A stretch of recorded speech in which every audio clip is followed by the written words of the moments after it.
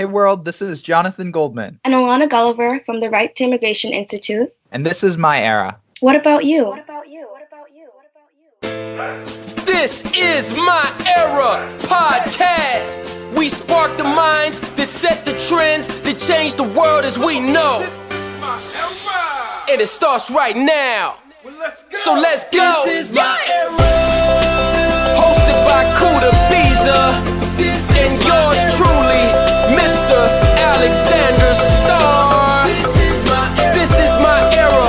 Represents everybody who knows they want a better world and does something about it. This is our era. What about you? What's up, world? We're back on the scene and we're better than ever. This is Alexander Starr and you're listening to This Is My Era, the podcast. We're continuing with our Millennium Fellows series in partnership with the Millennium Campus Network and United Nations Impact. First thing I want to do is give a shout out to some of the people who subscribed and reviewed our podcast on our iTunes feed. Shout out to the Track Burners, Tony Martin, DJ Cardi, Dave Baldwin, Yaz, Yoga One San Diego, Semi Umotesi, Swift McNifty, and Bottles Belafonte. One love. I appreciate y'all so much. And you. If you're listening out there and you haven't yet left a review, please do so. It'll help us fly to the top in search rankings for motivational, inspirational, transformational podcasts like these. Anyway, that's my humble call to action. Thank you all for being here. Today we'll be covering a topic that's in this nation's headlines constantly, immigration. But because this is our era, we're covering it with guests who are implementing active solutions to address the problem of underrepresentation in immigration. We have Jonathan Goldman and Alana Gulliver from the Right to Immigration Institute with us. Trii is abbreviated as Trii. Jonathan, Alana, welcome to the podcast, my friends. Thank you. Thank you. So where are you calling in from today? So we're both students at Brandeis right now, so we're calling from Eastern Massachusetts in Waltham. Very nice. Is it it's cold there right now? Oh yeah. All right, well, I'll send some sunshine from Fort Lauderdale, Florida up there for you. Can you feel it? Please. Can you feel it? All right, cool. So let's chat. Look, everyone is impacted by immigration on many levels, which we're going to get to. And y'all are seeking to make a positive difference. You're taking action and actually making a positive difference. What is Trii and how are you involved? So the Right to Immigration Institute is focused on training undergraduate students in immigration law so they can represent people going through the immigration process. And basically the reason why this works and sort of the way this idea came about is because unlike other forms of law where you would have to pass the bar to be able to represent someone, in immigration law, you can actually get certified or what's called accredited with the Department of Justice so you can represent people going through the immigration process. So you can actually represent them before a Department of Homeland Security officer and an immigration court. And that's where this idea came from is we have students who have the time, who have the energy, who have the knowledge, and who have the resources to be invested in a project like this. So let's tap into that potential energy and figure out how we can really utilize students to be a part of this process and make sure people have representation. So that's very interesting, actually. Not to cut you off, but why do you think that that barrier to entry is not there for immigration law representation? Do you mean in terms of, you said normally you have to pass the bar, but for this field you can become accredited. So why do you think it's structured that way? So when they were creating the Immigration Nationality Act, I think there were a few different things they were thinking about. The first is that if you aren't an American citizen, right, you don't have a right to an attorney, for example, in criminal court cases. And because people who are then immigrating here do not have that right to an attorney, this isn't a way for making sure people do have that representation because the immigration process is incredibly complex. I can just say, for myself, I was born in Denmark and just having to deal with getting both my passports as a dual citizen and, even applying for college and having to get the right paperwork for that. It was pretty easy for me relative to other people because it wasn't super complex since I'm a dual citizen. But for some people, it's just magnitudes more difficult, and particularly when you have a language barrier in there. And I think people were thinking, how do we make sure that this is accessible, and we're thinking responsibly of how people can get access to immigration. And I think that's why it was included in there. Wow. Okay. So basically, you're standing up and being there for immigrants so that they don't have to face the complicated and convoluted process alone. Exactly. Yeah. Wow. And because obviously you immigrated from Denmark, you firsthand know the complexities, but you said for others it's just incredibly more complex. Yeah. So I mean, I can just say from my experience, I was born in Denmark, but I was born both American and Danish. My dad is American, and from that, I got citizenship through him. So my experience of being a dual citizen has been very different from other people. Also, being from a country that has a very good relationship with the U.S., has a lot of people who speak English, is predominantly white. Between all of those different things that make it that my ability to sort of come to the U.S., I think, is significantly different from other countries that are discriminated against by the immigration laws. My experience more than anything has sort of been like, if that's how complicated it was for me, then it was just the beginning gears of how complicated it could be for someone from, for example, Guatemala, which is where a lot of the clients that we work with are coming from. Interesting. And I find it even more interesting that if you're not a Native American here in the U.S., you come from a lineage of people who immigrated to this nation. No politics, that's just fact. What are some of the challenges that you face on the daily in your mission to impact this realm? Alana, do you want to talk to some things you've run into in working with clients? I'd say more so it has to do with anything that changes politically. It impacts the work and how we frame the work that we send forth for these people that come into Trii looking for help. So if, for example, if the way the vice president thinks about a certain set of people or a certain group of people is expressed like he expresses it, then we then have to change the way that we would format something or word something before we send it out for an application for immigration. And that this presidency sends out a lot of information, a lot of perspectives on what they think immigration should look like very constantly. So a lot has changed in this presidency, correct? Mm-hmm. So, and it continues to change probably on a daily basis, right? Yep. Yeah, definitely. So someone like me, like I'm a citizen. I haven't had to experience immigration, but I had a lot of friends who have had challenges with it. Actually, a good friend of mine was born on an airplane on the way to the U.S. over Cuban waters, but he landed here almost with no state.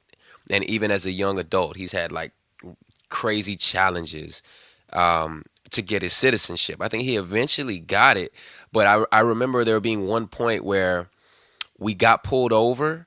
This is way back when we lived. I'm not going to give the whole story, but he got pulled over.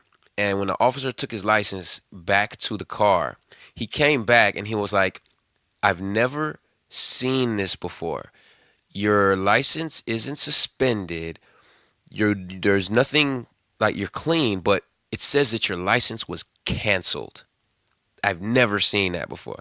And it was just as a result of like something confusing and convoluted in the immigration process. Like they gave him a license and then like a year or so later they canceled it. Have you ever heard of anything like that? I haven't.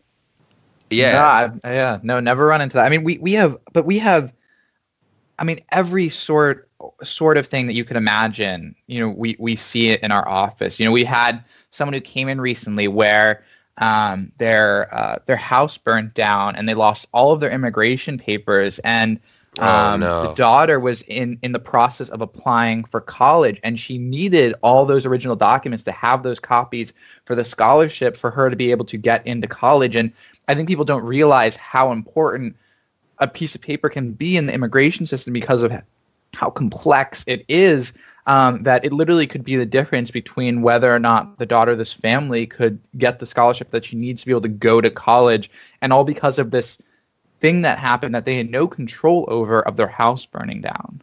So what does one do in a situation like that? Hope and pray that they scanned it and emailed it to themselves? Well, in this case, I mean, they have no copy of it. And really what we're trying to do is expedite as quickly as possible to make sure that they can get copies of those documents that they need. So she is able to go to college. But as you can imagine, right now, with all these changes going on in immigration, with so many new hires within immigration, with a lot of changes around the technology being used in immigration, there's been backups. We've had people who've gotten their green cards sent to wrong locations. There have been all these different issues that we've been running into, which just are continually being exacerbated based on the fact that there are all these changes going on and people don't know how to react to them fast enough. Wow, this is crazy, and I can tell that I'm already almost in over my head trying to comprehend the complexity of this issue, even though we hear about it in the news every day, and y'all are like on the front lines doing it. Alana, you're in the process of becoming an accredited DOJ representative. DOJ is Department of Justice, correct? So tell us about your experience with the accreditation and the value that Trii is adding to your life. Well, it kind of started more as, if you can think of it as like club meetings. I was introduced to Trii by a friend who had saw Trii's like sign and like saw Jonathan and Victoria sit down and explain what Trii is at excuse me. Saw Jonathan and Victoria explain what Trii is at a regular club fair at our school. And naturally, like, this is something that's very important and I feel like everyone should flock to. So at the first meeting, it was kind of just, Jonathan and Victoria explaining what Trii is and how we can do our part in helping people in this immigration process in this like local area. Each meeting was more so us learning about the process and learning what we'd be doing in the office. And with the experience that we gain working with these individuals, we can work toward accreditation. So right now I am like helping people in their process, doing paperwork, but I'm not accredited yet. And all the accreditation would be just like a little test and all of my work that I've been doing so far. My experience has been really, really like impactful because the people that I get to sit down with, not just the people that I meet that are looking for help, but also the people that work with Trii and the students that work with Trii. It's just amazing, like being able to come into the office, having everyone do their part in helping these people, and also just being in that atmosphere. There's something like very, very great and like almost life-changing about it. So can you give me like a success story from the work that you've been doing? Like maybe a family that was going through something really, really turbulent and Trii was able to help them pull through? Yes. So one thing that makes our work kind of complicated, and particularly when we're trying to explain to people the success, is that even something that takes a relatively short period of time, for example, a green card replacement or even applying for citizenship, when we say short period of time, we're still talking about 3 to 4 months more often than not.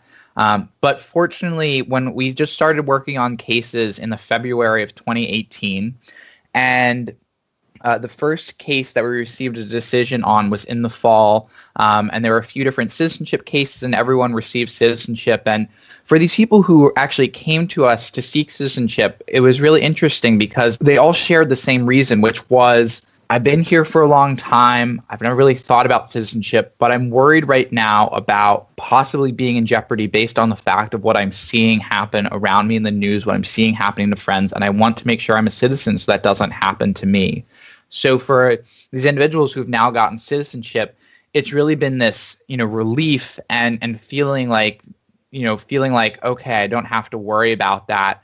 And we even had one client where as soon as she knew that she was going to end up becoming a citizen and she passed her test, she actually applied for a job to be able to work with a translation company. She speaks Spanish and English, and they work on empowering other immigrants who speak Spanish and English and being able to work and get into the workforce and being able to learn how to just navigate life. And I thought that was really powerful, how here was someone who worked with this, became a citizen, and then was like, how can I help other people? And now she's working in providing people with that bridge they need, that language bridge to be able to figure out how can they also be empowered within of the U.S. as well. That's beautiful. And something else that I find beautiful is that immigrants are some of the most productive citizens within society. There's a work ethic that immigrants have that, as an American, I feel free to say this, many Americans don't necessarily have, because we're chilling. We're born here chilling. So it kind of blows my mind how the system gives such a hard time to immigrants when they want to come here and be productive. And You one know, of the most important things that I feel like people don't understand is when people come to Trii for their citizenship, they don't just come to become citizens. They come for things that they need to help support themselves and support their family. They come asking, how can I get a work permit? How can I get a driver's license? And there are steps, little steps that impact just not them, but like their communities before they actually do get their citizenship, most often. mm. So, question for you, Alana: Are you do you have an immigration backstory as well? I'm an American-born citizen. Both of my parents and all of my families are immigrants. From my mother's side, they're immigrants from Jamaica, and from my father's side, from Guyana. At the time that my parents came to America, there was more of an exchange between immigration happening between Jamaica and Guyana and the United States. Usually it has been a good relationship between these countries. So they didn't have much difficulty, but it was a very long, very hard aching process for my mom's side of family to come over. A lot of children.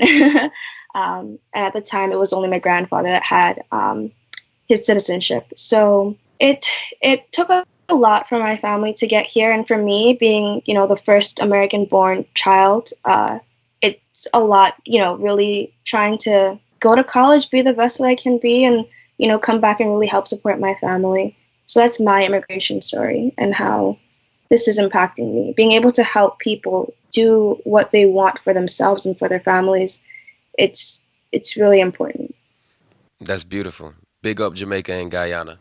Yeah, but okay, so I guess I'll give my immigration backstory. I'm a third generation American. I was born here. My parents were born here, and my grandparents were born here. But on my mom's side, her dad's parents were Russian, Polish, Jewish immigrants. And on my mom's side, they were Romanian Jewish immigrants.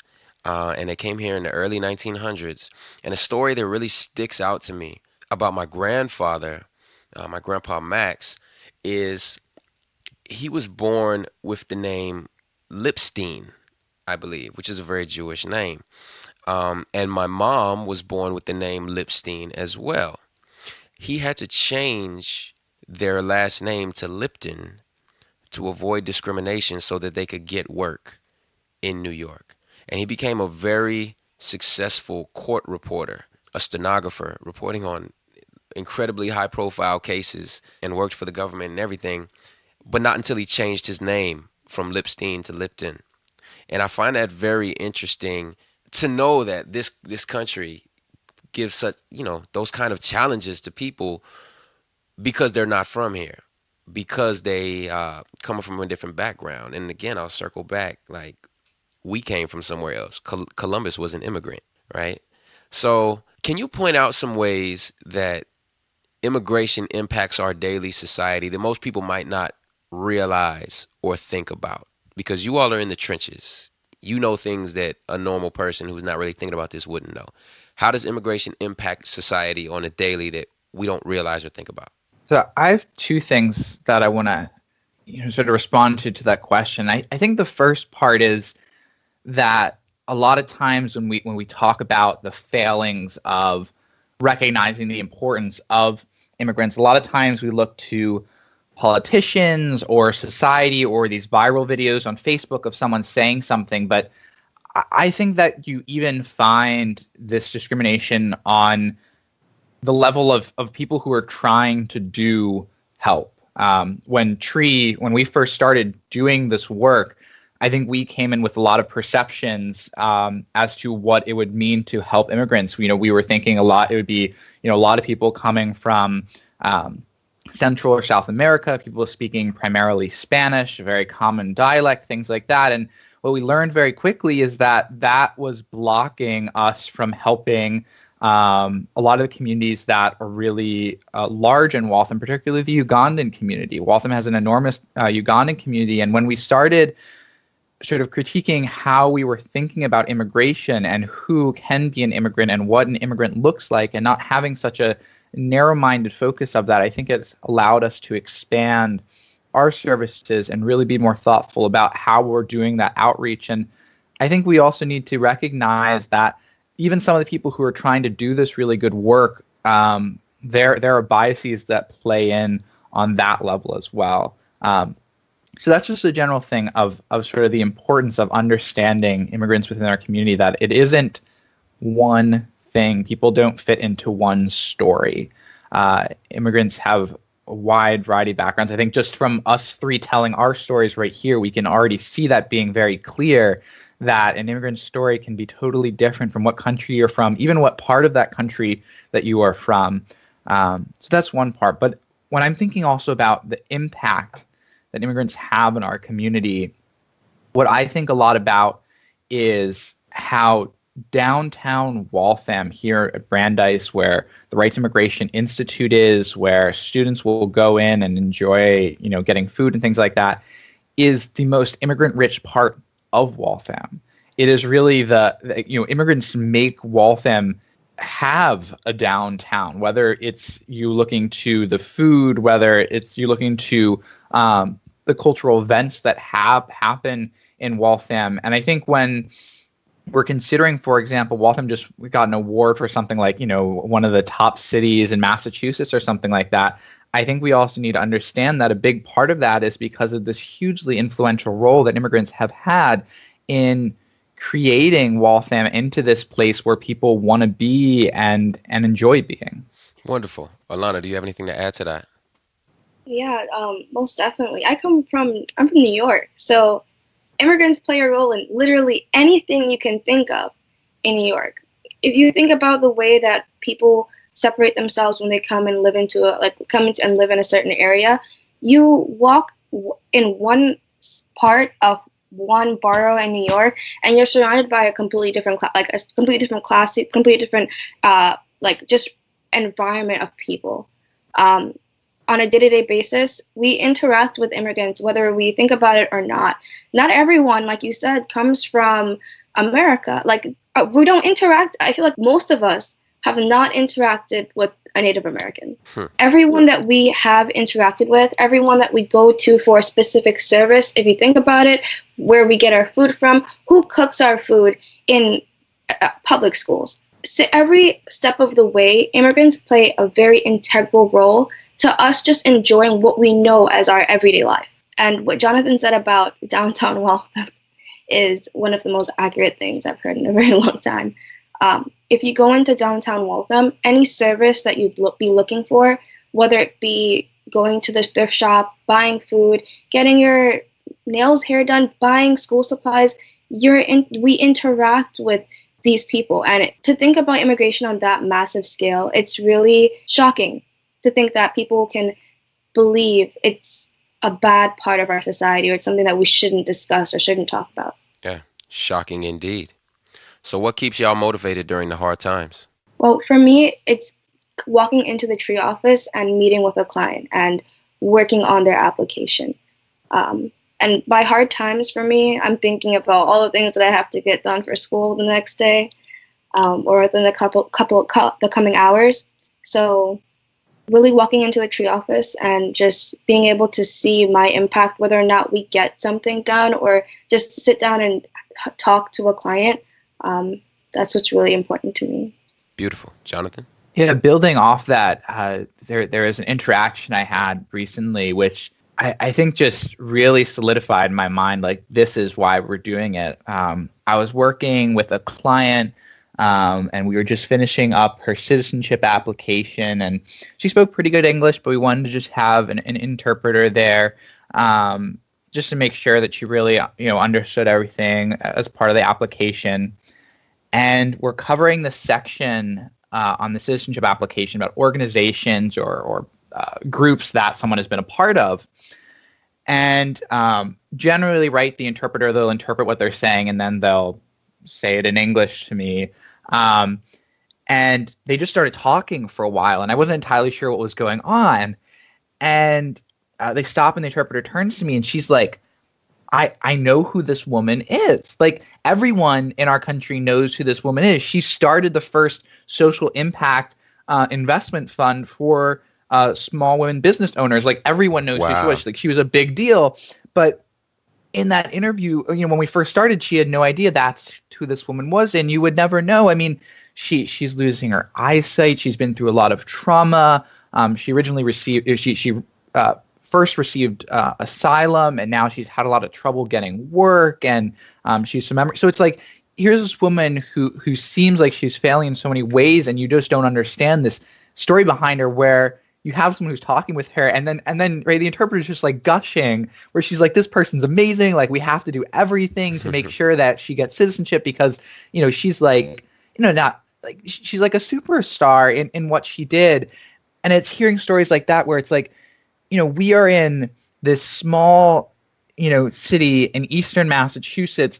What does what we're doing at Trii mean when we think about this on a national scale? What would it mean if it's not just, students at Brandeis who are a part of this, but this were something that were as common on university campuses as, organizations like Amnesty International or PIRG or, different organizations focused on doing nonprofit work. What if this was something that was just normal for college students to be invested in? I think you'd have more of these stories of people getting help who need that help, and they just don't have access to it.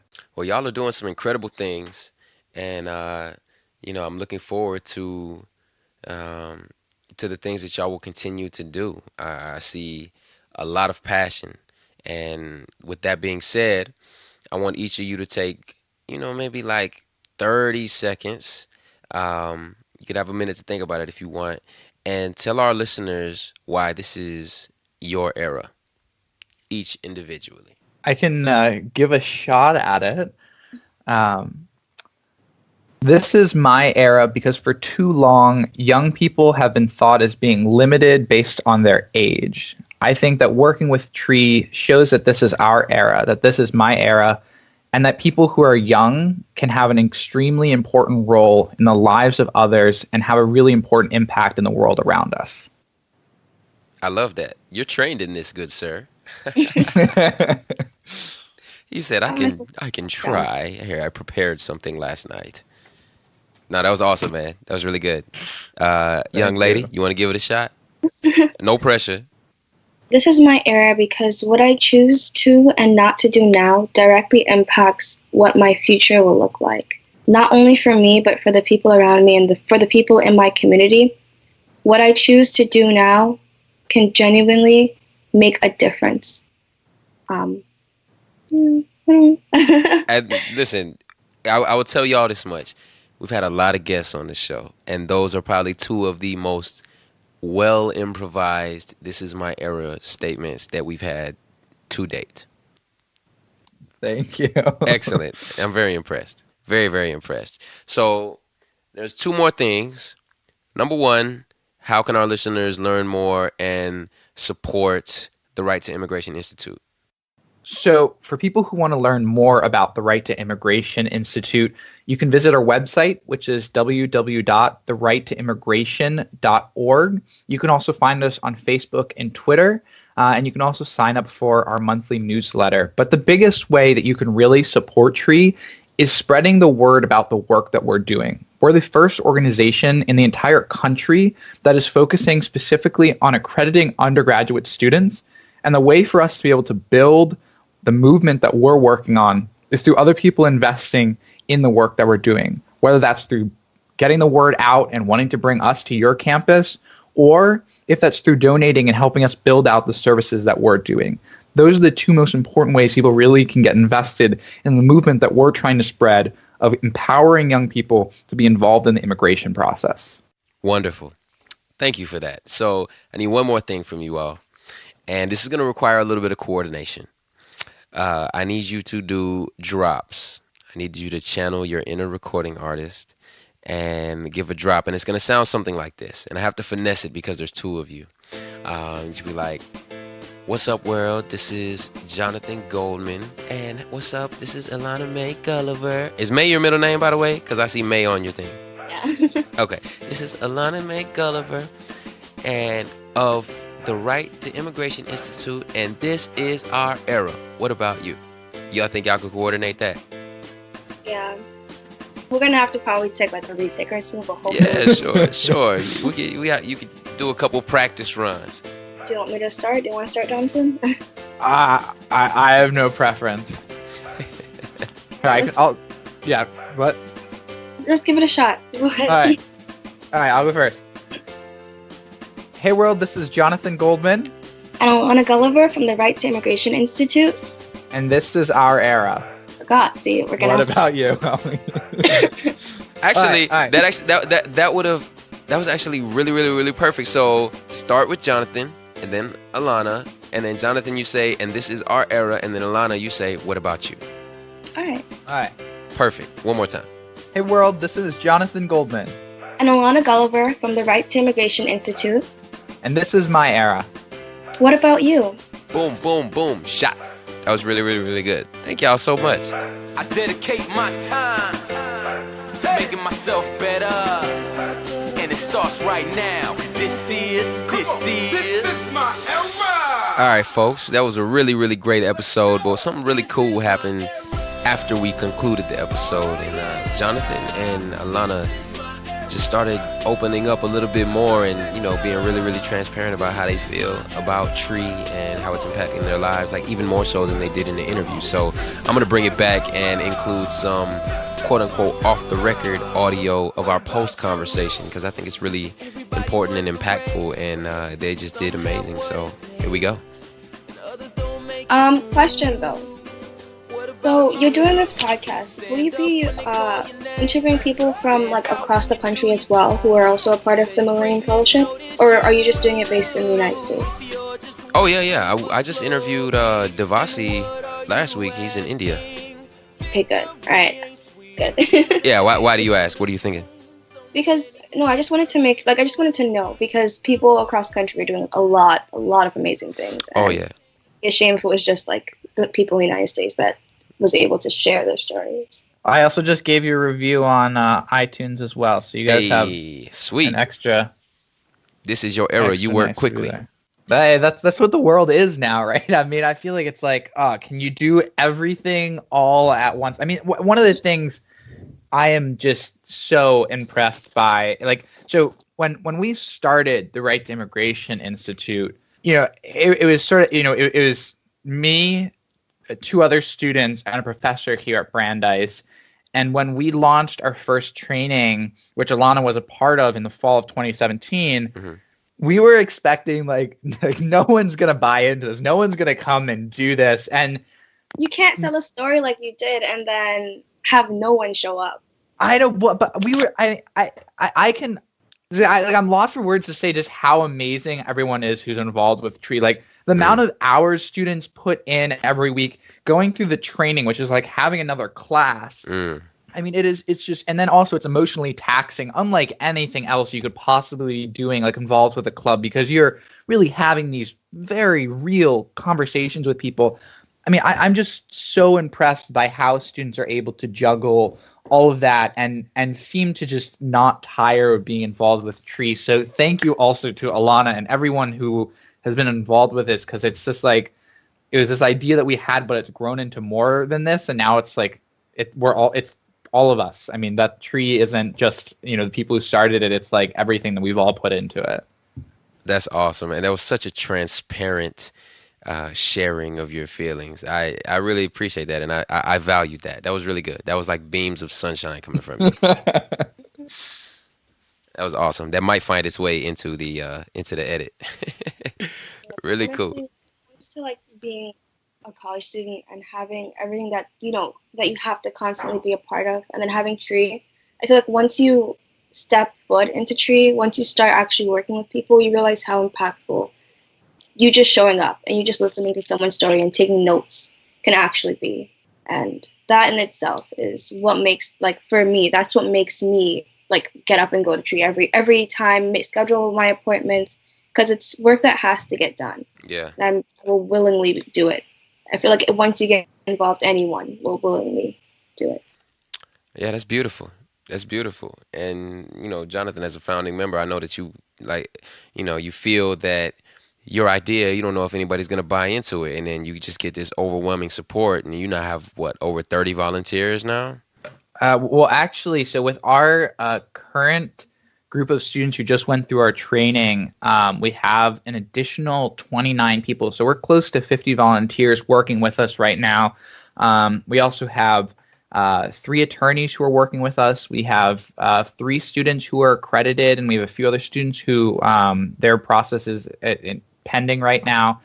So it's just like, I mean, when I say movement, it's not even to be like cliche at this point. It's like really students are buying into this, and more people are like, this is something that has greater potential than just what we're doing. I mean, even whether or not it's the Right to Immigration Institute as a national organization, or if it's that students at other campuses run with the idea that we've come up with and use it on their campus, whichever one it is, it doesn't matter that much. But the reality is this is building this idea of people need representation, and there are people out there who are invested, able, and interested in filling that role, and we need to tap into that. Yep. Also, it's not just like the undergrad students that are doing this. I believe there's a few graduate students that are also trying to work with Trii. Yeah. Y'all are awesome, man.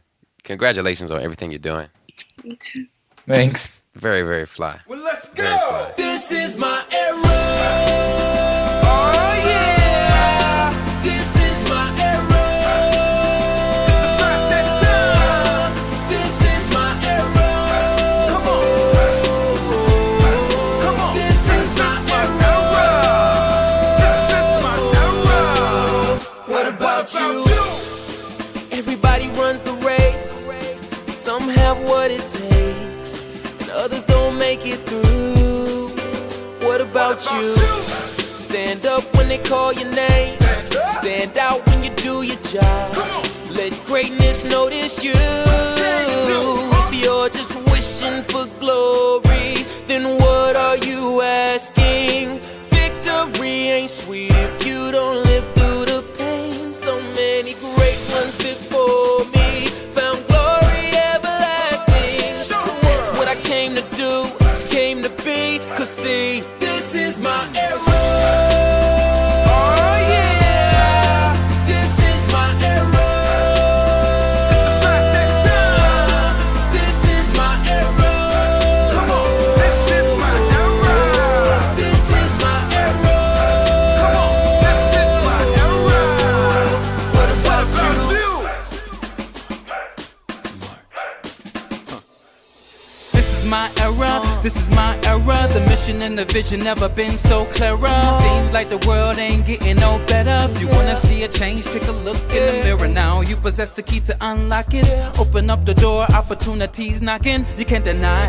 On this road that we're walking, there's gonna be some obstacles, but we'll keep on marching. Some will doubt you, even talk about you, but this world wouldn't be the same without you. Golden people on the rise, we know our value. Reaching the impossible, we'll show you how to. Don't know about you, but I know about me.